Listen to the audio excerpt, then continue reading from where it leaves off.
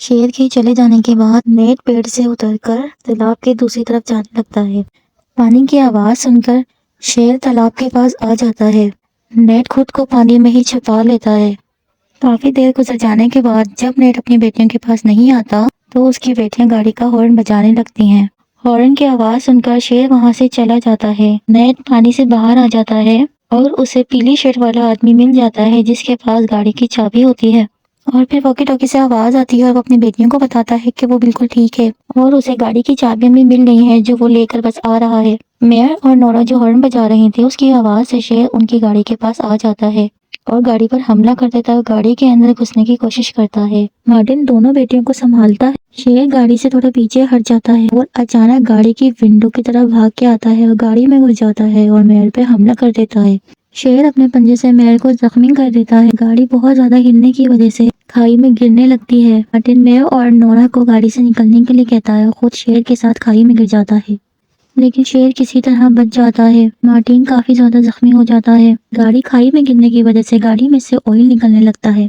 شیر مارٹن کو دیکھ لیتا ہے اور حملہ کرنے کے لیے اس کی طرف بڑھتا ہے، لیکن مارٹن لائٹر کی آگ کی مدد سے گاڑی کو بلاسٹ کر دیتا ہے جس سے یہ دونوں وہیں مر جاتے ہیں۔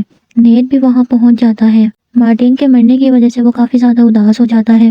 اس کے بعد وہ اپنی بیٹی کے زخم پر ایک کپڑا باندھ دیتا ہے اور ان شکاریوں کی گاڑی میں اپنی دونوں بیٹیوں کو لے کر وہاں سے نکل جاتا ہے، اور اب دھیرے دھیرے صبح بھی ہو جاتی ہے۔ نیٹ کی بیٹی کی طبیعت زخم کی وجہ سے کافی زیادہ بگڑنے لگتی ہے۔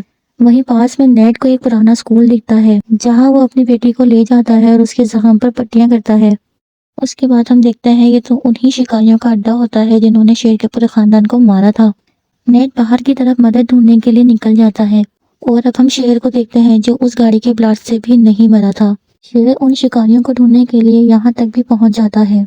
میئر اور نورا شیر سے بچنے کے لیے چھپنے لگتی ہیں، لیکن شیر ان دونوں کو دیکھ لیتا ہے اور ان پہ حملہ کرنے لگتا ہے۔ میئر اور نورا بہت زیادہ چلانے لگتی ہیں جس کی آواز سے نیٹ وہاں آ جاتا ہے، شیر پر فائر کر دیتا ہے اور شیر وہاں سے بھاگ جاتا ہے۔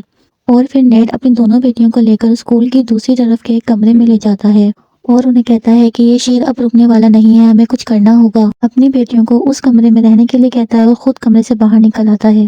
شیر بھی وہیں باہر ہوتا ہے۔ اپنی بیٹیوں کو بچانے کے لیے نیٹ شیر کا دھیان بھٹکاتا ہے اور وہاں سے بھاگنے لگتا ہے۔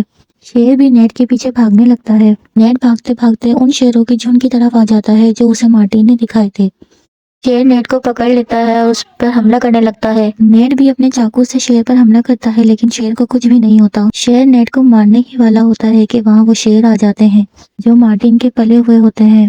یہ شیر اس شیر کو مار دیتے ہیں کیونکہ یہ شیر اپنے علاقے میں کسی دوسرے شیر کو برداشت نہیں کر سکتے۔